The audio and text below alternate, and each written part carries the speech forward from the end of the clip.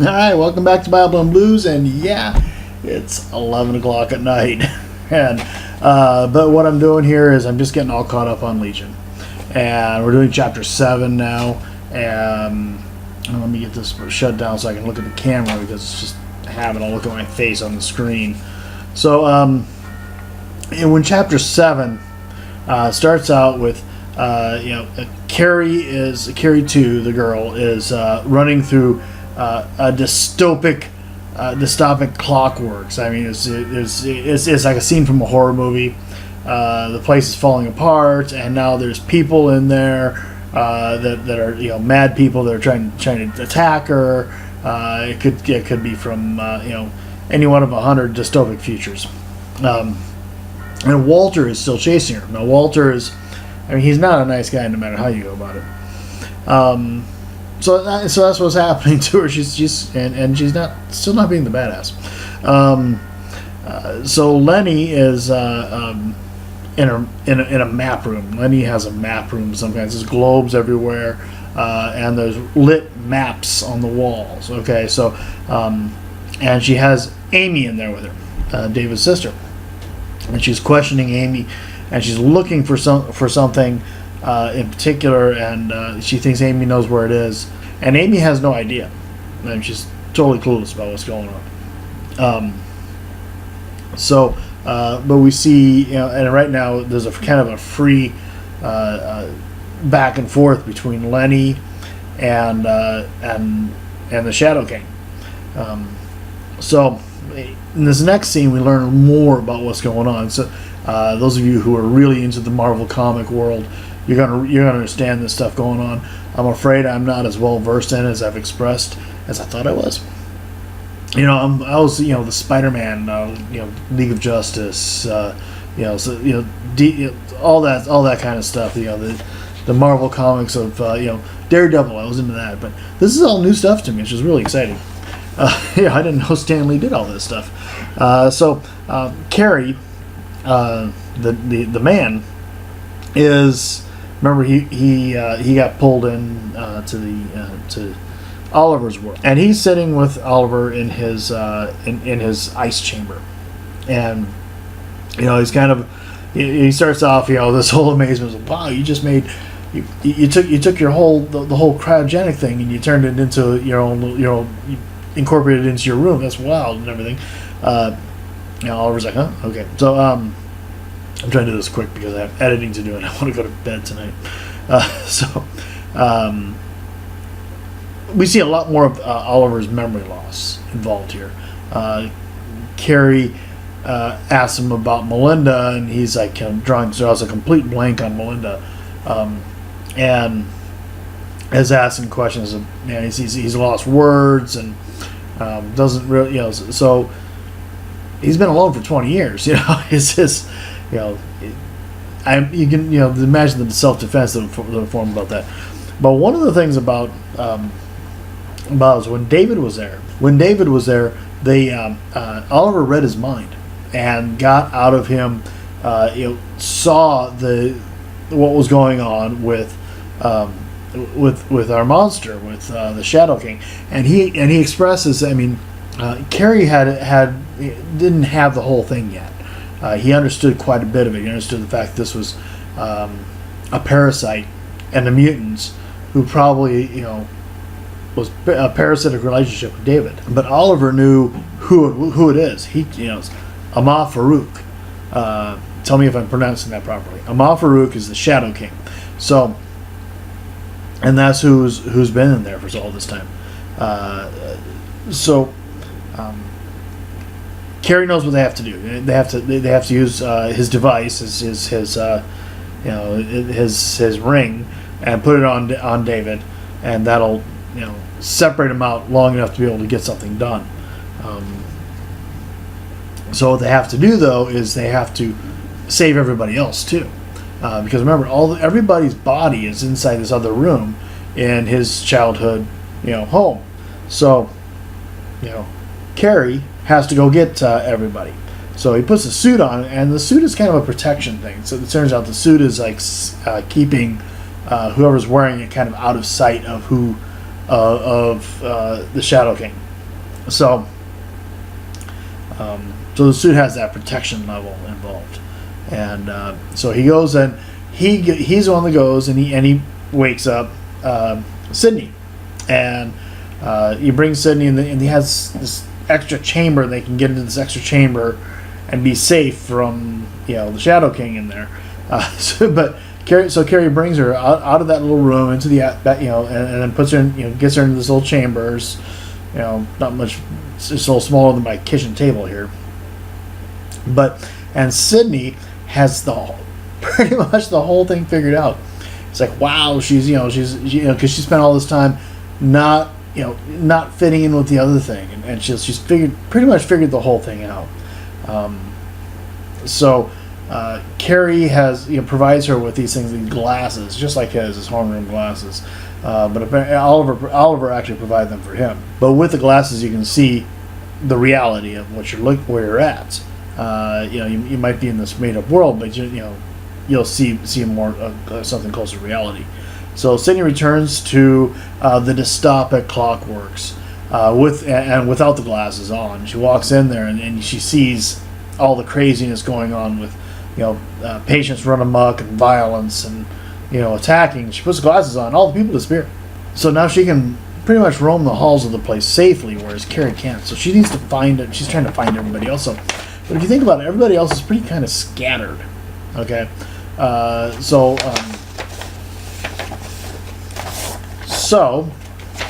she goes along. She tries to find. She heads up. She tries to find Carrie and everybody. Carrie is the first one that she runs across.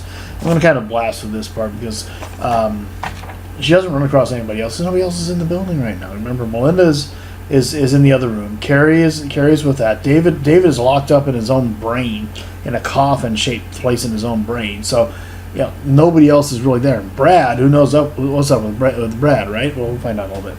But so Sid and Carrie. So Sid finds Carrie. And Carrie's like, she's fighting, and she's fighting these people. She's kicking, she's spinning. She's kind of a little bit of her old self.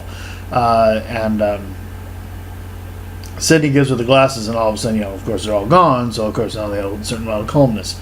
So as she's going along, they're looking for everybody else. This thing kind of shifts into there's no actual sound here. They're back into that. And they do it in a silent movie format. I thought it was kind of cool. They did a silent movie format where you talk and then you get the words up on the screen, of what they said. So,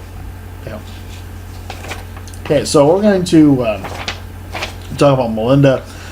Melinda is brought back. Is in the room with their bodies essentially. Okay, she can't really do anything yet. So Carrie shows up, and I remember how this goes. And Oliver is there, and so she's seeing her husband for the first time in 20 years, standing upright and everything. Bear in mind he hasn't changed a whole lot in 20 years either.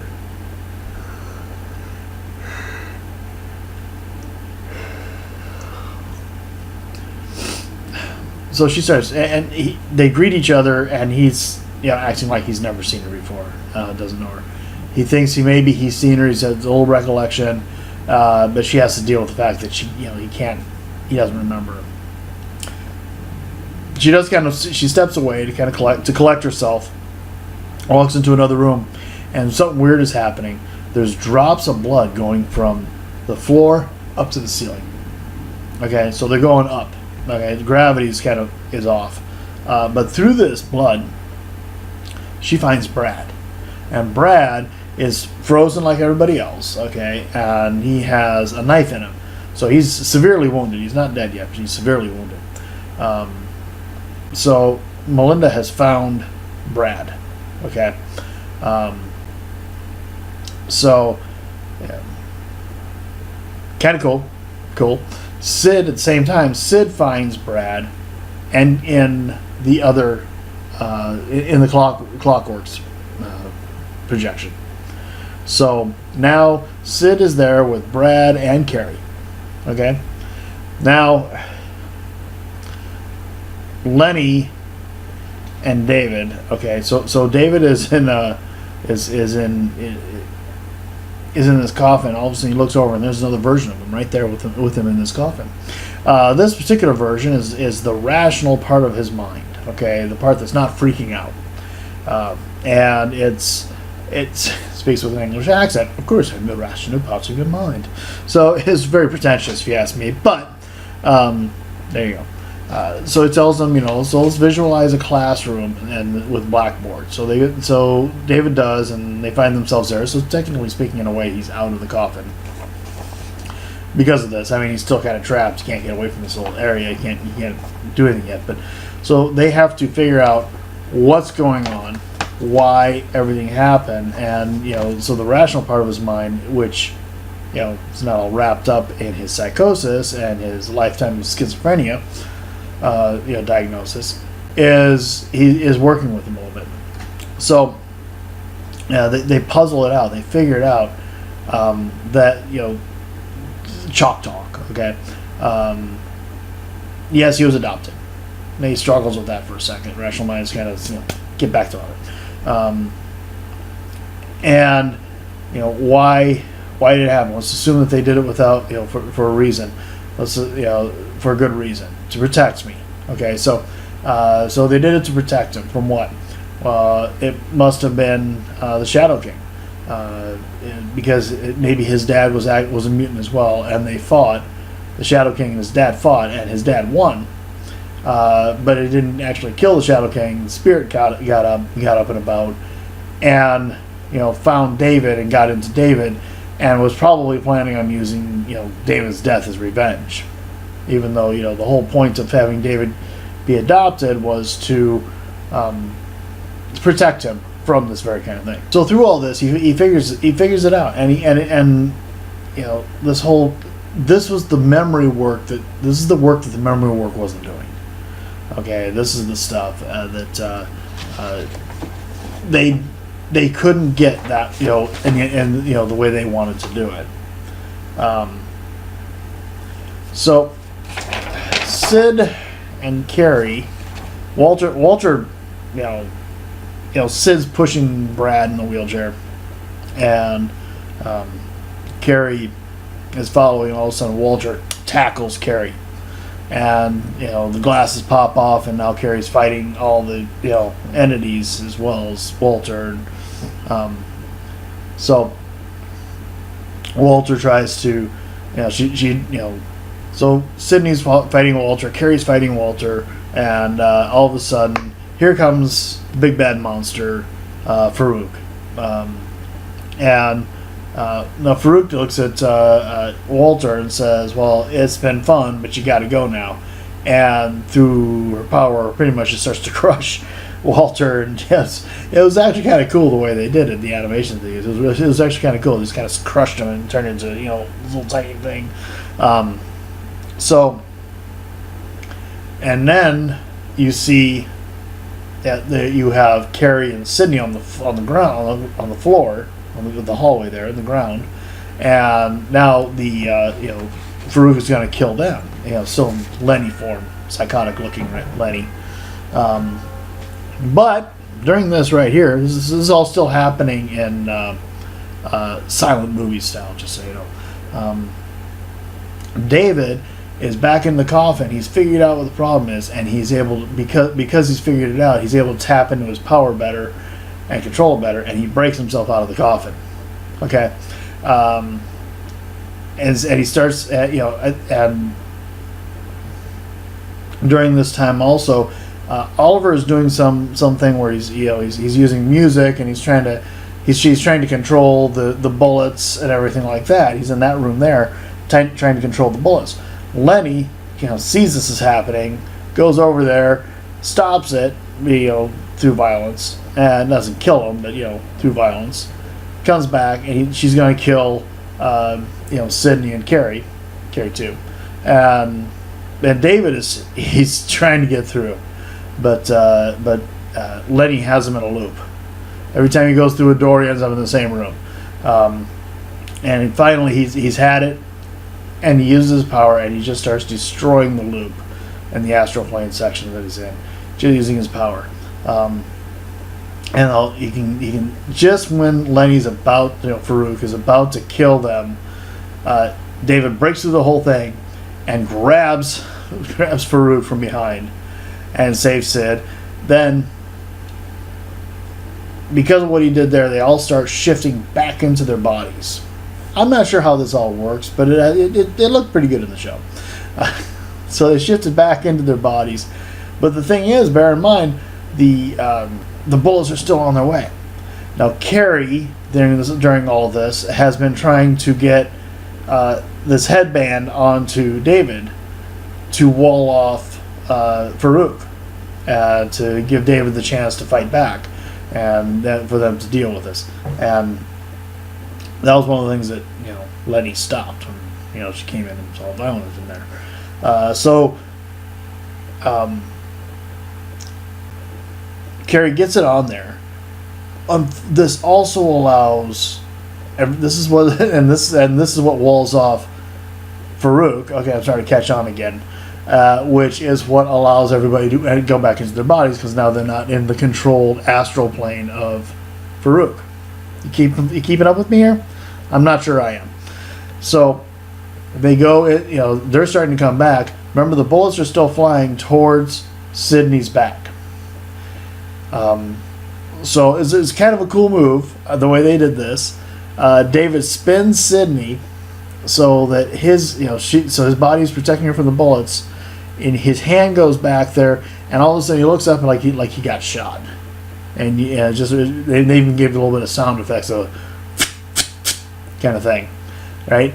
And his head goes back like he got shot, and then it turns out, haha, fooled you. His hand went back there, and he caught 4 bullets in his hand. Okay. He's Neo. So, so he catches the bullets, he saves it. Now, because he's essentially freed up, he gets everybody out of the astral plane out of there, and they're all headed back to Summerland. And they're having to carry Brad on a stretcher. And all of a sudden, they're talking a little bit, and all of a sudden Melinda disappears. She makes a beeline for where Oliver's body is, and it's not there. He's not in the suit anymore. And she turns around, she's she doesn't know what the heck to do. So, before you know it, long story short, he brought Oliver back too, and he seems to have recovered some of his memories. He seems to remember her on some level, anyway. So,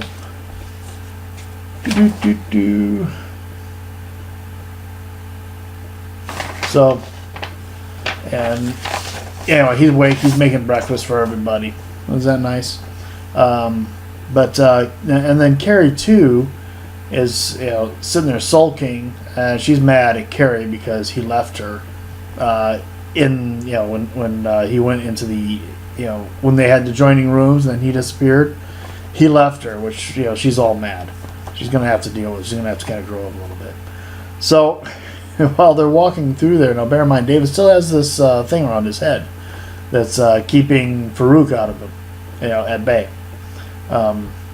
And he sees the angriest boy thing in a doorway, and it just freaks for a second. He's like, we better get this. They're on they're headed for Carrie's lab, because that's the only place they're going to be able to do anything, and to separate the parasite out. But so he's like, we got to get this going pretty quick. And then who shows up but Division 3? So Division 3 shows up, and who shows up with them? The guy that got blown up at the pool. Was it Brubaker? I can't remember I never knew what his name was. And he's all burned to a crisp. Okay, he's at 3rd-degree burns on his face. One eye is destroyed. A bunch of scars on his face. It has been quite. I don't think it's been long enough for him to heal that much, but it's in the script, right? So So Division 3 shows up, and he says, and Brubaker, I'm going to call him Brubaker, I'm not sure if it is. Brubaker says, we just want him, kill the rest of them. And then it's the end of the show. So, okay.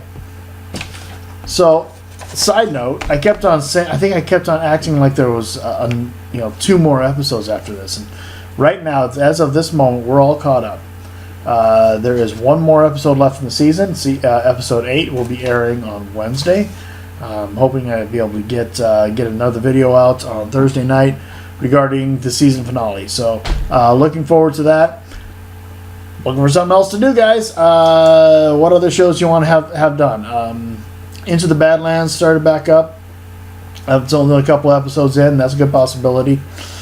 There's a couple others out there that we can do. Let me know what you want to see. God bless. You all have a great evening. I'm tired. I'm going to do some editing and go to bed. Good night.